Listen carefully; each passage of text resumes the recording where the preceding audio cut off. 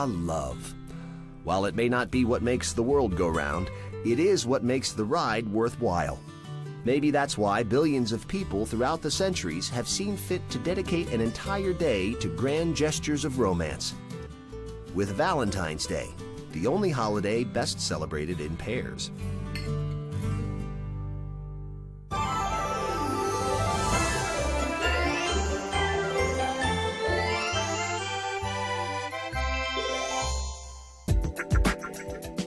For all its popularity, history doesn't give us any guarantees as to the origins of Valentine's Day. But we do know it contains vestiges of the early Christian church and ancient Rome. The association between mid-February and romance goes back to a pagan festival known as Lupercalia, likely honoring either Lupa, the she-wolf of Rome who suckled Romulus and Remus, or Faunus, their god of fertility. The festivities began with an animal sacrifice.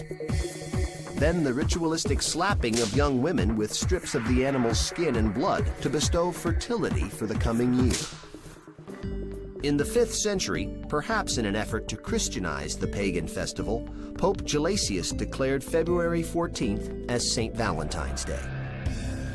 As for the real St. Valentine, there were reportedly several canonized by the Church. Legend has it that one St. Valentine, a defiant Roman priest, lived during the 3rd century AD under Emperor Claudius II. Claudius was an ambitious ruler.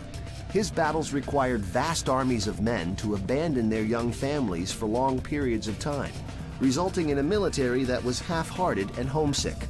So determined was Claudius to stop love from sapping the will of his armies, he banned marriages altogether. Father Valentine thought the ban unjust and defied the emperor, continuing to marry young lovers in secret. The emperor eventually caught on to the priest's actions, arrested him, and sentenced him to death.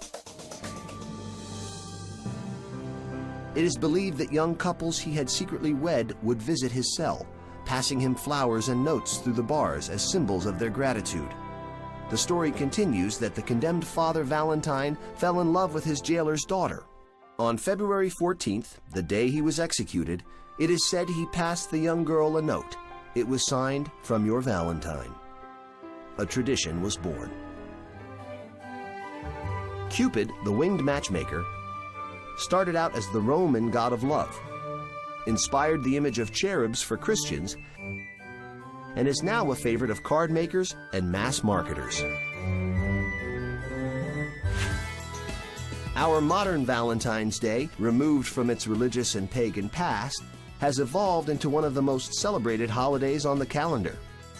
On average, Americans shower their loved ones with 180 million roses, red ones naturally, and almost 36 million heart-shaped boxes of candy. Not to mention all those cards, dinners, and diamonds. All told, the holiday brings in almost $14 billion annually, giving retailers plenty to love as well. But if you're worried that you can't afford to treat your loved one properly next Valentine's Day, take heart. The poets were right. Love is really all you need. How romantic.